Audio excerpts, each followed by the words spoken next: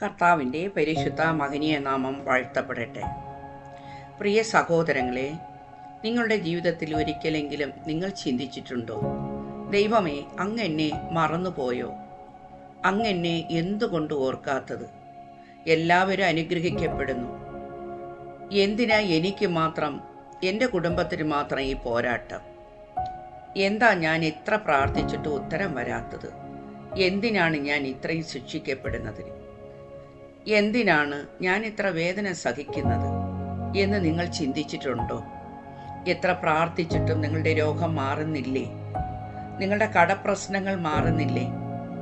പ്രിയപ്പെട്ട ദൈവമക്കളെ, ഈ സന്ദേശം നിങ്ങൾക്കുള്ളതാണ്.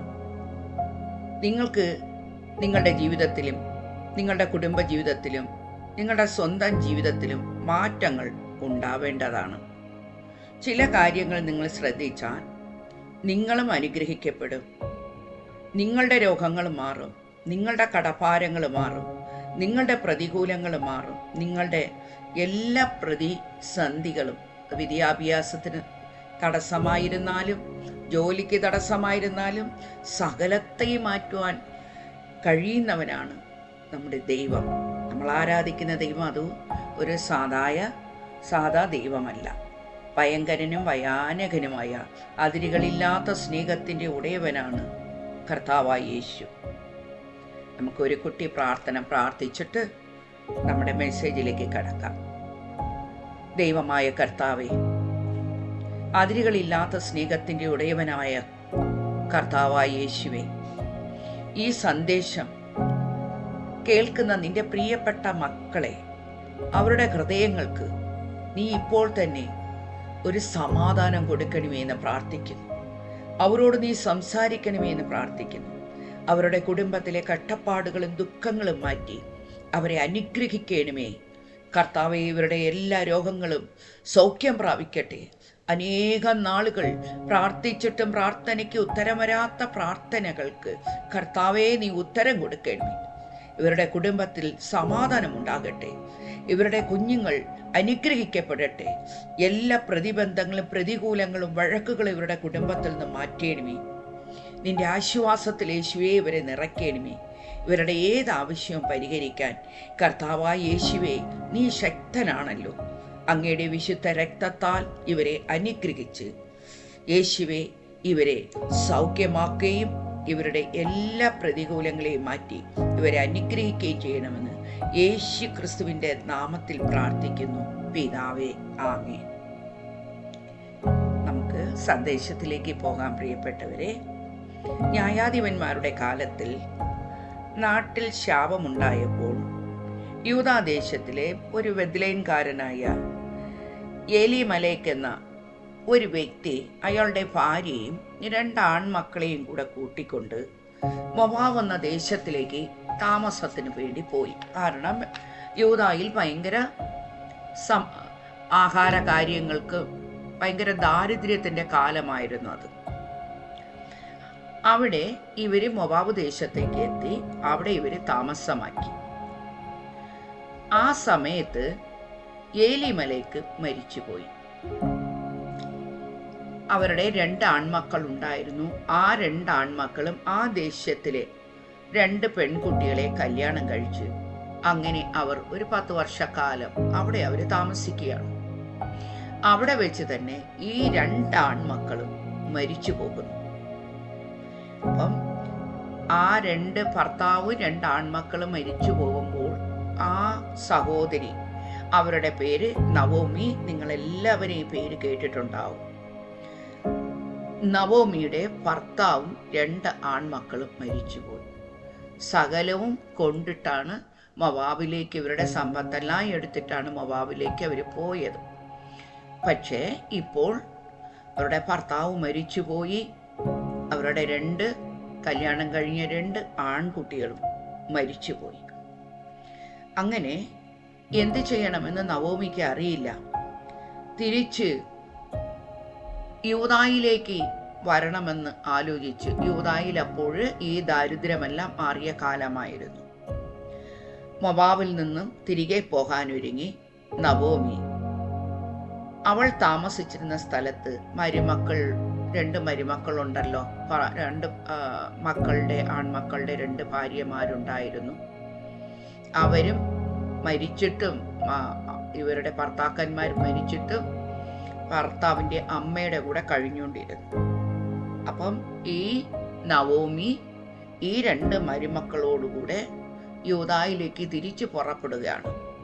അപ്പം യൂദായിയുടെ വഴിയിലെത്തിയപ്പോൾ നവോമി ഈ മരുമക്കളോട് പറഞ്ഞു, നിങ്ങളുടെ മാതാപിതാക്കളുടെ വീട്ടിലേക്ക് നിങ്ങൾ തിരിച്ചു പോകാൻ. അപ്പം നന്നായിട്ട് മരുമക്കൾ നിർബന്ധിച്ചു, ഞങ്ങളും വരുന്നെന്ന്. അപ്പം അമ്മായി പറഞ്ഞു, നിങ്ങൾക്ക് വേറെ കല്യാണം കഴിച്ചു തരാനോ നിങ്ങളെ സംരക്ഷിക്കാനോ എനിക്ക് ഒന്നുമില്ല, അതുകൊണ്ട് നിങ്ങൾ തിരിച്ചു പോകണമെന്ന്. അതിൽ ഒരു മരുമകള് അമ്മായിയെ ചുംബിച്ചിട്ട് അവൾ തൻ്റെ മാതാപിതാക്കളുടെ ഭവനത്തിലേക്ക് തിരിച്ചു പോയി. എന്നാൽ അമ്മായി അമ്മയെ ഉപേക്ഷിക്കാതെ ഒരുവൾ കൂടെ പോന്നു. അവൾ പറഞ്ഞു, അമ്മ പോകുന്നിടത്തേക്ക് ഞാനും വരും, അമ്മ വസിക്കുന്നിടത്ത് ഞാനും വസിക്കും. അമ്മയുടെ ബന്ധുജനങ്ങൾ എൻ്റെയും ബന്ധുജനങ്ങളാണ്. അമ്മ ആരാധിക്കുന്ന ദൈവം എൻ്റെയും ദൈവമായിരിക്കും. മരണം കൊണ്ട് മാത്രമേ അമ്മയിൽ നിന്നും എന്നെ വേർപെടുത്താൻ കഴിയുള്ളൂ എന്ന് ഈ പെൺകുട്ടി പറഞ്ഞു. പ്രിയപ്പെട്ടവരെ, ഈ പെൺകുട്ടിയുടെ പേരാണ് ഇന്ന് ബൈബിളിൽ വരെ വന്നിരിക്കുന്ന റൂത്ത് എന്ന ആ മകള്. അപ്പം ഈ റൂത്ത് ഈ അമ്മായിയുടെ കൂടെ അവൾ ആത്മാർത്ഥമായി അവളെ സ്നേഹിച്ചു. അവൾ നല്ല താഴ്മയുള്ള അർപ്പണ മനോഭാവമുള്ള പെൺകുട്ടിയായിരുന്നു. അവൾ സ്നേഹമുള്ളവളായിരുന്നു. അവൾ ഉള്ളവളായിരുന്നു. അതുകൊണ്ടിട്ട് തന്നെയാണ് ഇവൾ ബൈബിളിലും ദൈവത്തിൻ്റെ സന്നിധിയിലും അവൾ ശ്രദ്ധയായി മാറി. അങ്ങനെ അത് അവൾക്ക് തന്നെ ഒരു റൂത്ത് എന്ന ഒരു ബുക്കും നമ്മളെ ബൈബിളിൽ എഴുതി നമ്മളെല്ലാവരും അതിനെക്കുറിച്ച് അറിയുവാനും ദൈവം ഇടയാക്കിയിരിക്കുന്നു. പിന്നീട് ഇവൾ യൂദായിലേക്ക് വന്നപ്പോൾ അവളുടെ അമ്മായി എന്ത് പറയുന്നു അത് മാത്രമേ ഈ പെൺകുട്ടി ചെയ്തിട്ടുള്ളൂ. ഈ പെൺകുട്ടിയുടെ സ്വഭാവം നമ്മൾ നോക്കുമ്പോൾ ഇവളുടെ അമ്മായി എന്തെല്ലാം പറയുന്നോ അതിൽ നിന്ന് അവൾ അങ്ങോട്ടോ ഇങ്ങോട്ടോ മാറുന്നില്ല. അവൾ അങ്ങനെ എല്ലാം കേൾക്കുന്നു. പിന്നീട് അവളുടെ ജീവിതം വെച്ചടി ഉയർച്ചയായിരുന്നു.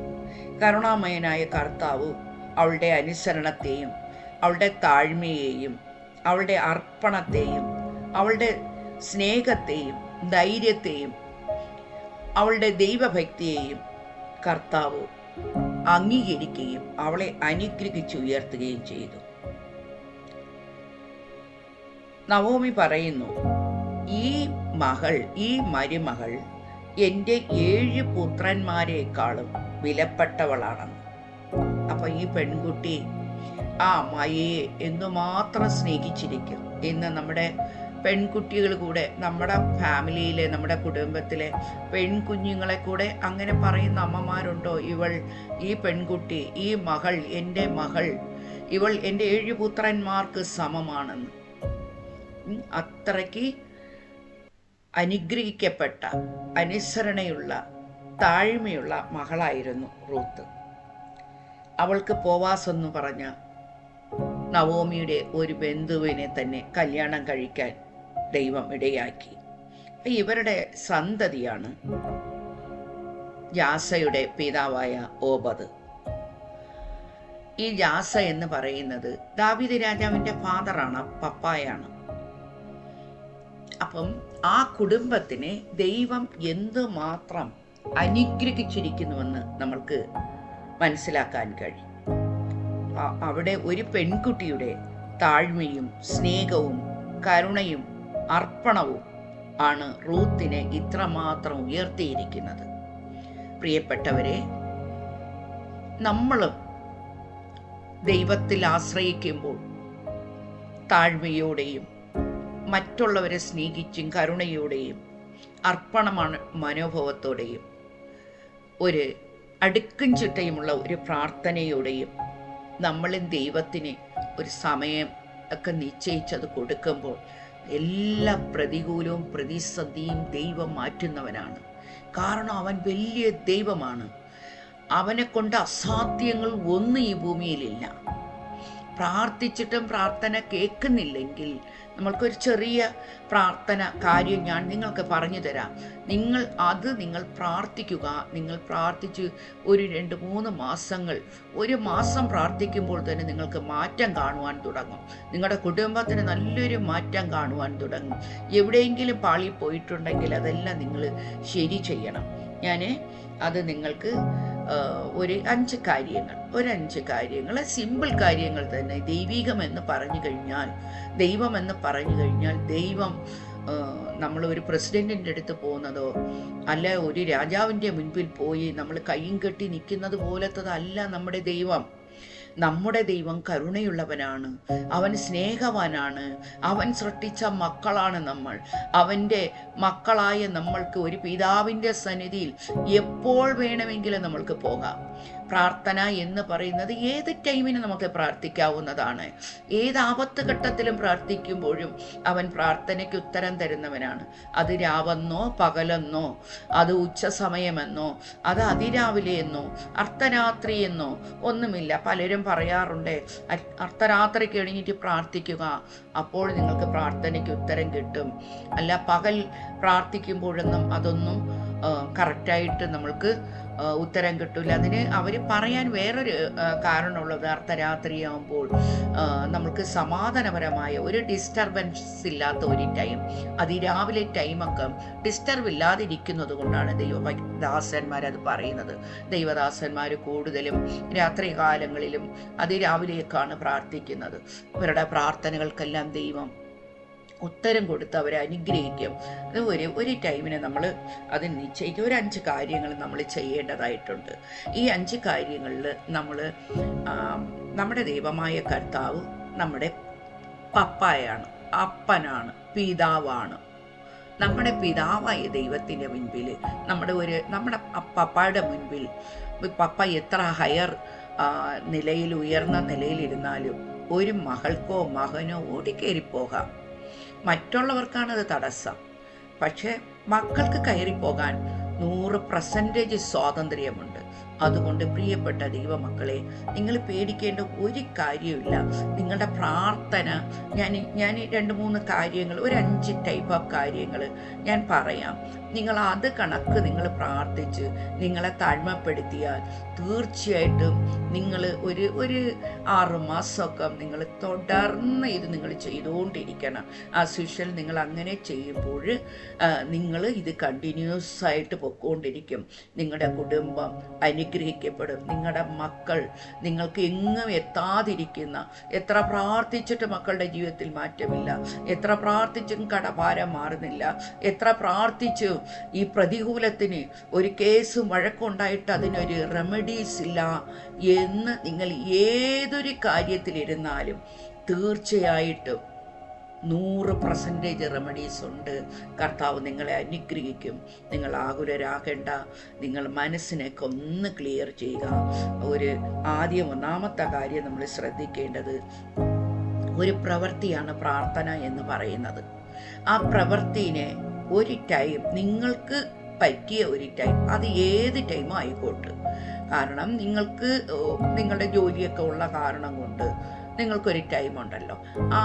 നിങ്ങൾ റെസ്റ്റ് എടുക്കുന്ന ഒരു ടൈം, ആ ടൈമിനെ നിങ്ങൾ സെലക്ട് ചെയ്ത് ആ സമയത്തിൽ നിങ്ങളെ സെൽഫോണും നിങ്ങളെ കൂട്ടുകാരോ മക്കളോ ഹസ്ബൻഡ് അടുത്തോ കുഞ്ഞുങ്ങളടുത്തോ, അല്ലെങ്കിൽ അങ്ങനെ ഇല്ലാത്ത വലിയ മകൾ പഠിക്കുവാണെങ്കിൽ മാതാപിതാക്കളെടുത്തോ മറ്റുള്ളവരെടുത്തോ പറയുക, ഞാനൊന്ന് പ്രാർത്ഥനയ്ക്ക് പോവാണ്, അതുകൊണ്ട് ഇപ്പോൾ ഡിസ്റ്റർബൻസ് ചെയ്യരുതേ എന്ന് പറഞ്ഞിട്ട്, അല്ലെങ്കിൽ സെൽഫോണിനെല്ലാം ഓഫ് ചെയ്ത് സൈലൻ്റായിട്ട് ഒരിടത്ത് കയറുക. പ്രാർത്ഥനയെന്ന് പറഞ്ഞാൽ നമ്മൾ ഒരിടത്ത് കയറി കഥകടച്ച് നിൻ്റെ ഹൃദയത്തിലെ വിചാരങ്ങൾ എല്ലാം ദൈവസന്നിധിയിൽ സമർപ്പിക്കുന്നതാണ്. ഒരു പിതാവിൻ്റെ സന്നിധിയിൽ നമ്മളൊരു കഷ്ടം ഒരു വ്യക്തിയുടെ അടുത്ത്, നമ്മളെ സ്നേഹിക്കുന്ന ആരുടെടുത്തെങ്കിലും, നമ്മളെ അറിയുന്ന ഏതെങ്കിലും ഒരു വ്യക്തി, നമ്മളെ സ്നേഹിക്കുന്ന ഒരു വ്യക്തിയുടെ അടുത്ത് നമ്മുടെ വികാരങ്ങൾ, നമ്മുടെ വേദനകളെ ഇങ്ങനെ പറയുമല്ലോ, അതേപോലെ നിങ്ങളുടെ അപ്പനായ ദൈവത്തിൻ്റെ അടുത്ത്, കർത്താവായ യേശുവിൻ്റെ അടുത്ത് നിങ്ങൾ ഏത് കാര്യങ്ങൾ പറഞ്ഞ് നിങ്ങളുടെ ഹൃദയം വേദനപ്പെട്ടാലും തീർച്ചയായിട്ടും ആ പ്രാർത്ഥനയ്ക്ക് ഉത്തരം വരും. ഇത് ഒരു റെഗുലർ പ്രാർത്ഥനയാണ്. നിങ്ങൾ 1-2 ദിവസം ചെയ്തിട്ട് മടി പിടിച്ച് പോകാതെ തുടർന്ന് ചെയ്യുക. കാരണം നമ്മുടെ ജീവിതത്തിൽ പ്രതികൂലങ്ങൾ മാറണം. നിരന്തരമായ കാര്യങ്ങൾ നിരന്തരമായി നമ്മുടെ കുടുംബം അനുഗ്രഹിക്കപ്പെടണം. കാരണം നമ്മളുടെ ഒരു ബന്ധനം ഇരുന്നാൽ നമ്മുടെ സന്തതികളിലേക്ക് പോകാൻ പാടില്ല. നമ്മളോട് അതിനെ എല്ലാം പൊട്ടിച്ചു കളഞ്ഞ് നമ്മൾ പ്രാർത്ഥിക്കേണ്ടതായിട്ടുണ്ട്. ഇപ്പോൾ ഒന്നാമത്തെ കാര്യം എന്ന് പറയുന്നത്, നമ്മൾ പ്രാർത്ഥിക്കാൻ ഒരു ടൈം കണ്ടെത്തി പ്രാർത്ഥിക്കേണ്ട ഒരു പ്രവൃത്തി നമ്മൾ ചെയ്യേണ്ട ഒരു ടൈം തയ്യാറാക്കിയിട്ട് നമ്മൾ അതിനു വേണ്ടിയുള്ള ഒരുക്കങ്ങൾ ചെയ്യുന്നതാണ് നമ്മൾ മറ്റ് ഡിസ്റ്റർബൻസ് ഇല്ലാത്ത ഒരു കാര്യം. രണ്ടാമത്തെ കാര്യം എന്ന് പറയുന്നത്, കർത്താവിൻ്റെ ഉന്നതമായ നാമങ്ങളുണ്ട്. കാരണം കർത്താവാണ് സകലവും സൃഷ്ടിച്ചത്. അത്യുന്നതനായ ദൈവം സകലത്തെ സൃഷ്ടിക്കുകയും സകലവും അവൻ്റെ കരങ്ങളിൽ വഹിച്ചിരിക്കും. കർത്താവിൻ്റെ വചനം പറയുന്നുണ്ടല്ലോ, നിന്റെ പേരും രൂപവും എൻ്റെ കൈവെള്ളയിൽ, എൻ്റെ കയ്യിൽ ഞാൻ കാണുന്നു. അപ്പം ഈ ലോകത്തിലെ എല്ലാ മനുഷ്യരുടെയും പേരുകൾ അവൻ്റെ കയ്യിലിരിക്കുമ്പോൾ അവൻ്റെ കൈ എത്രമാത്രം വലുതായിരിക്കും.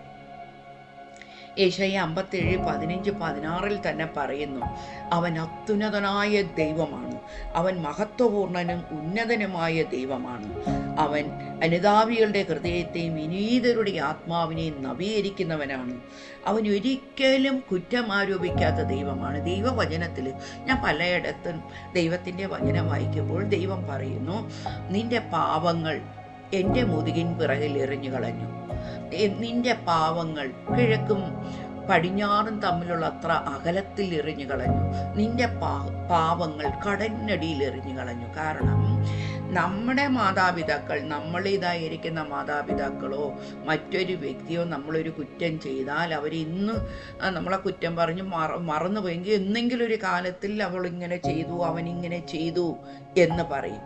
പക്ഷേ നമ്മൾ ആരാധിക്കുന്ന കർത്താവായ യേശു ക്രിസ്തു, അവൻ നിങ്ങളുടെ പാവങ്ങളെ, എൻ്റെയും നിങ്ങളുടെയും പാവങ്ങളെ അവൻ മാറ്റിക്കളഞ്ഞാൽ അവൻ ആ പാവത്തെ ഒരിക്കലും ഓർക്കത്തില്ല. അപ്പം ആ പാവം നിങ്ങൾ ഓർത്തോർത്ത് ഒരിക്കലും നിങ്ങൾ ദുഃഖിച്ചിരിക്കേണ്ട കാര്യമില്ല. പ്രിയമക്കളെ, നിങ്ങൾ ഒരിക്കലും അതിനെ ഓർത്ത് ദുഃഖിച്ചിരിക്കേണ്ട.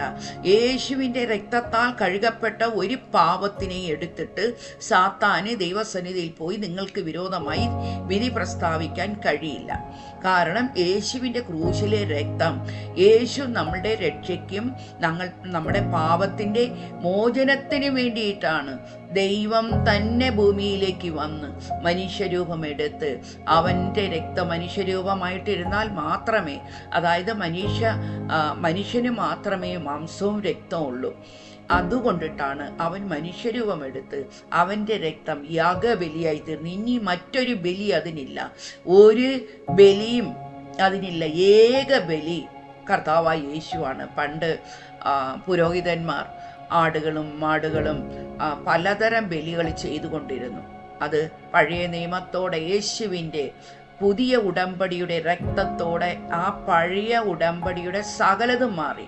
ഇപ്പോൾ യേശു ക്രിസ്തുവിൻ്റെ രക്തം നമ്മുടെ പാവങ്ങളെ മാറ്റുവാൻ അവന് അധികാരമുണ്ട്. നമ്മുടെ രോഗങ്ങളെ മാറ്റും. അവൻ ക്രൂശിലേറ്റ മുറിവിനാൽ നിങ്ങളുടെ ഏത് തരം രോഗം, മരണക്കെട്ടിനകത്തിരുന്നാലും അതിനെ മാറ്റുവാൻ കർത്താവിന് കഴിയും. അതുകൊണ്ട് പ്രിയപ്പെട്ടവരെ, നിങ്ങൾ അതിനെക്കുറിച്ച് വിഷമിക്കേണ്ട കാര്യമൊന്നുമില്ല. നിങ്ങൾ അതിനെക്കുറിച്ച് ആകുലപ്പെടേണ്ട കാര്യമില്ല. ഹെസക്കിയാ രാജാവ് അവൻ രോഗിയായിട്ട് കിടന്നു. കർത്താവ് തന്നെ പറഞ്ഞു, പ്രവാചന വീട്ട് പറയുവാണ്, നീ മരിക്കാൻ വേണ്ടി പോവാണ്, എല്ലാം തയ്യാറാക്കുക. ഹെസക്കിയാ ചുമരിൻ്റെ പുറം തിരിഞ്ഞു അവൻ കരഞ്ഞു. അവൻ ചെയ്ത സൽപ്രവൃത്തികളെല്ലാം കർത്താവിനെ ഓർമ്മിച്ചപ്പോൾ ഈ പ്രവാചകൻ യെശയ്യാ പുറത്ത് പോകുന്നുമ്പോ തന്നെ ദൈവത്തിൻ്റെ ഉത്തരവിടെ വരുവാണ്. നിന്റെ രോഗം സൗഖ്യമാകും, നിന്റെ പരുവ് ഉണങ്ങിപ്പോകും, നീ ഇനി 15 വർഷം കൂടെ നിനക്ക് ഞാൻ ജീവനെ തിരിച്ചു തരുന്നെന്ന്. അത്രയ്ക്ക് കരുണാമയനായ കർത്താവാണ്. പ്രാർത്ഥന കേൾക്കുന്ന ദൈവമാണ്. നിങ്ങളെ പ്രാർത്ഥനയ്ക്ക് എവിടെയെങ്കിലും നിങ്ങൾക്ക് തടസ്സപ്പെട്ടാൽ ആ തടസ്സങ്ങളെ ക്രിസ്തുവിൻ്റെ രക്തത്താൽ നിങ്ങൾ കഴുകി മാറ്റുവാണെങ്കിൽ നിങ്ങൾക്ക് ആ പാപങ്ങളെല്ലാം മാറിപ്പോകുന്നതാണ്. ഞാൻ ദൈവത്തിൻ്റെ നാമത്തെ ആദ്യം ദൈവത്തിൻ ചെയ്ത അത്ഭുതങ്ങൾ, ദൈവം ഈ ഭൂമിയിൽ സൃഷ്ടിച്ച എല്ലാ അത്ഭുതം, അത് അഡോറേഷൻ എന്ന് പറയും. അതിനെക്കുറിച്ച് അവൻ്റെ നാമത്തെ ഉയർത്തുക. അങ്ങനെ ഉയർത്തുമ്പോൾ യെശയ്യാ 40:12 തന്നെ പറയുന്നു, കെരൂബുകളിൽ കൈക്കൊമ്പിളിൽ ആഴികളെ അളക്കുന്നവൻ, ആകാശവിശാലതയെ ചാണിൽ തൂക്കുന്നവൻ, അവൻ ഈ ഭൂമിയിലെ പൊടി മുഴുവനും അവൻ്റെ അളവ് പാത്രത്തിലാണ് സൂക്ഷിച്ചിരിക്കുന്നത്. അപ്പം നമ്മളിതെങ്ങനെ പ്രാർത്ഥിക്കണം എന്ന് പറഞ്ഞാൽ, അത്യുന്നതനായ ദൈവമേ നിനക്ക് സ്തോത്രം, നീ സകലവും സൃഷ്ടിച്ചു, നിനക്ക് സ്തോത്രം. അവൻ്റെ സൃഷ്ടികളെക്കുറിച്ച് ഓർക്കുക. നീ കാറ്റേയും കടലെയും സൃഷ്ടിച്ച് സ്തോത്രം, നീ പക്ഷികളെയും മൃഗങ്ങളെയും സൃഷ്ടിച്ചു, നിനക്ക് നന്ദി. മലകളെ സൃഷ്ടിച്ചതിന്, അവൻ നമ്മൾക്ക് ജീവനെ നൽകിയതിന്, സകലത്തിനെയും കുറിച്ച് നന്ദി പറഞ്ഞ് സ്തുതിക്കുക. അങ്ങനെ നിങ്ങൾ സ്തുതിക്കുന്നതാണ് അഡോറേഷൻ. ഫസ്റ്റിൽ നിങ്ങൾ അത് ചെയ്യുക. രണ്ടാമത് ചെയ്യേണ്ടത് പാടി ആരാധിക്കണം. അവനെ നമ്മൾ പാടി ആരാധിക്കണം. നിങ്ങളുടെ മനസ്സ്, ഹൃദയം കൊണ്ട് അവനെ പാടി ആരാധിക്കുക, നന്നായിട്ട് ആരാധിക്കുക. നിങ്ങൾ മൂന്നാമത് ചെയ്യേണ്ട കാര്യം, നിങ്ങളെ തെറ്റുകുറ്റങ്ങൾ, നമ്മുടെ തെറ്റുകൾ, പാപം ഇല്ലെന്ന് ആർക്കും പറയാൻ പറ്റില്ല. കർമ്മപാവവും ജന്മപാവവും കർമ്മപാവവും ഉണ്ടെന്നാണല്ലോ എല്ലാ ജാതി മതങ്ങളും പറയുന്നത്. അപ്പം അതിന് വേണ്ടിയിട്ട് ആദ്യം നിങ്ങളുടെ എല്ലാ പാപങ്ങളെയും കർത്താവിൻ്റെ സന്നിധിയിൽ പറയുക. ഒന്നും നിങ്ങൾ മാറ്റി വയ്ക്കരുത്, ഒന്നും മറച്ചു വയ്ക്കരുത്. എന്തുണ്ടെങ്കിലും നമ്മളൊരു മറ്റൊരു മനുഷ്യ വ്യക്തിയുടെ അടുത്തല്ല പറയുന്നത്, കർത്താവിൻ്റെ അടുത്താണ് പറയുന്നത്. അതുകൊണ്ട് അതിനെക്കുറിച്ച് നിങ്ങൾ ഒന്നും ഭയപ്പെടാതെ ഓരോന്ന്, കർത്താവേ ഇങ്ങനത്തെ കാര്യങ്ങളുണ്ട്, ഇവിടെ എല്ലാം നീ എന്നെ അനുഗ്രഹിക്കണം, എൻ്റെ പാപങ്ങളെല്ലാം മാറ്റിക്കളയണമെന്ന് പറഞ്ഞിട്ട് നമുക്ക് നൽകിയ നന്മകൾ, ഇതുവരെ നമുക്ക് ജീവനെ നൽകി, പ്രാർത്ഥിക്കാൻ നമ്മൾക്ക് സമയം നൽകിയതും ജീവനെ നൽകിയ എല്ലാം കർത്താവാണല്ലോ.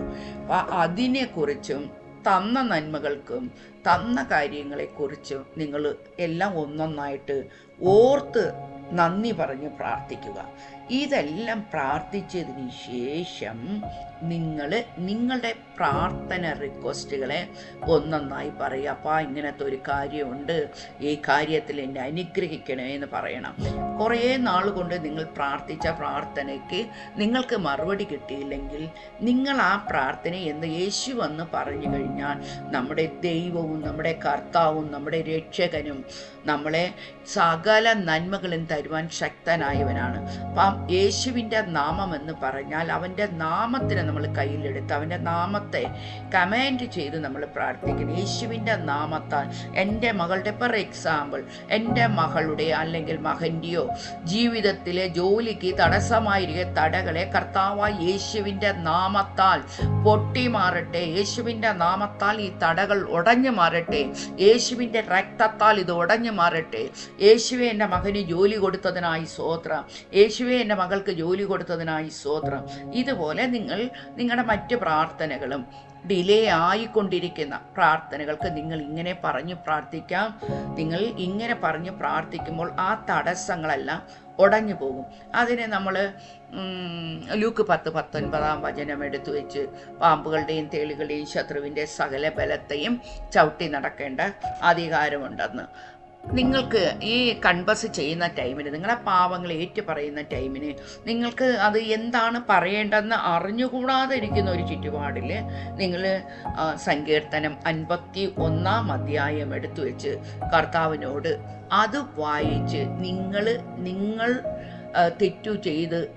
ചെയ്ത തെറ്റുകളെ ഓർത്ത് കൺവസ് ചെയ്ത്, അതായത് മാനസാന്തരപ്പെട്ട് നിങ്ങൾ പ്രാർത്ഥിക്കുക. നിങ്ങൾ ഇങ്ങനെ പ്രാർത്ഥിച്ച് കഴിഞ്ഞ എല്ലാ ദിവസവും നിങ്ങൾ ഒരു ടൈം, ആ ടൈമിനെ നിങ്ങൾ മാറ്റരുത്. ആ ടൈം നിങ്ങൾക്ക് പറ്റിയത് ഏത് ടൈം, അത് രാത്രിയാകാം, രാത്രി 12 മണിയാവാം, 11 മണിയാവാം, 10 മണിയാവാം, അല്ലെങ്കിൽ ഉച്ച ടൈം ആവാം, അല്ലെങ്കിൽ കുഞ്ഞുങ്ങളെ സ്കൂളിൽ വിട്ടിട്ടാവാം, ഏത് ടൈം അത് നിങ്ങളുടെ ഇഷ്ടം. അങ്ങനത്തെ ഒരു ടൈമിൽ എടുത്ത് നിങ്ങൾ പ്രാർത്ഥിച്ച് കഴിഞ്ഞാൽ നിങ്ങളുടെ ഏതു വൻ തടകളായാലും അതെല്ലാം തൂള് പോലെ മറിഞ്ഞു പോവുകയും കർത്താവ് നിങ്ങളെ അനുഗ്രഹിക്കുകയും ചെയ്യും. ഞാനിപ്പോൾ നിങ്ങൾക്ക് വേണ്ടി ഒരു കുട്ടി പ്രാർത്ഥിച്ച് നമ്മൾക്ക് ഈ മെസ്സേജിനെ ഇവിടെ നമുക്ക് സ്റ്റോപ്പ് ചെയ്യാം. കർത്താവെ, സ്തോത്രം ചെയ്യുന്നു. കർത്താവെ, ഈ വീഡിയോ കാണുന്ന ഏതൊരു മക്കളെ ആയാലും അവർ ഏതു സാഹചര്യത്തിലായിരുന്നാലും സ്വർഗവും ഭൂമിയും സൃഷ്ടിച്ചവന് സകലത്തിന്റെ ഉടയവനുമായ കർത്താവെ, ഹല്ലേലൂയ, ഇപ്പോൾ തന്നെ അവർ അത്ഭുതം നടക്കട്ടെ എന്ന് പ്രാർത്ഥിക്കുന്നു. അവരുടെ എല്ലാ പ്രതിബന്ധങ്ങളും യേശു കർത്താവിന്റെ നാമത്താൽ മാറിപ്പോകട്ടെ. ആരോഗ്യവും സുഖവും കൊടുക്കണമേ. യേശുവിന്റെ നാമത്താൽ ഇവരുടെ കെട്ടുകൾ പൊട്ടിമാറട്ടെ. ബന്ധനങ്ങൾ മാറിപ്പോകട്ടെ. സൗഖ്യമുണ്ടാകട്ടെ. കടഭാരം മാറിപ്പോകട്ടെ. ജോലിയില്ലാത്ത മക്കൾക്ക് ജോലി കൊടുക്കണമേ കർത്താവേ. വഴി അറിയാതെ തപ്പി തടയുന്ന മക്കൾക്ക് യേശു കർത്താവിന്റെ നാമത്താൽ വഴികൾ തുറന്നു വരട്ടെ എന്ന് പ്രാർത്ഥിക്കുന്നു. തുറന്നു വരട്ടെ. ജൂലൈ മാസം ഈ മക്കളെ നീ അനുഗ്രഹിക്കണമേ എന്ന് പ്രാർത്ഥിക്കുന്നു കർത്താവേ. ഇവരുടെ സകല ആവശ്യങ്ങളെ നിറവേറ്റി കൊടുക്കണേ എന്ന് പ്രാർത്ഥിക്കുന്നു. ഇവരുടെ കുടുംബത്തിന്റെ എല്ലാ വഴക്കുകൾ ഒഴിഞ്ഞു മാറട്ടെ. ശത്രു വിട്ടുമാറി പോകട്ടെ. സമാധാനം ഉണ്ടാകട്ടെ. ലോകം കൊടുക്കുവാൻ കഴിയാത്ത ദൈവിക സമാധാനത്താൽ ഈ കുടുംബങ്ങളെയും വ്യക്തികളെയും ഹൃദയങ്ങളെയും നീ നിറച്ച് ഇവരെ അനുഗ്രഹിക്കണമേ എന്ന് പ്രാർത്ഥിക്കുന്നു. കർത്താവായ യേശുവിന്റെ നാമത്തിൽ പ്രാർത്ഥിക്കുന്നു നല്ല പിതാവേ, ആമേൻ. പ്രിയപ്പെട്ട ദൈവമക്കളെ, നിങ്ങൾക്കിത് അനുഗ്രഹമായാൽ മറ്റുള്ളവർക്ക് ഷെയർ ചെയ്യുക. അപ്പോൾ അവരും അനുഗ്രഹിക്കപ്പെടും. ഒരുപാട് മക്കൾ കഷ്ടതയിലിരിക്കുവാണ്. ഇത് നിങ്ങളുടെ ഒരു സുവിശേഷ വേലയായിട്ട് അത് നിങ്ങൾ ചെയ്യുക. കർത്താവ് നിങ്ങളെ അനുഗ്രഹിക്കട്ടെ. God bless you.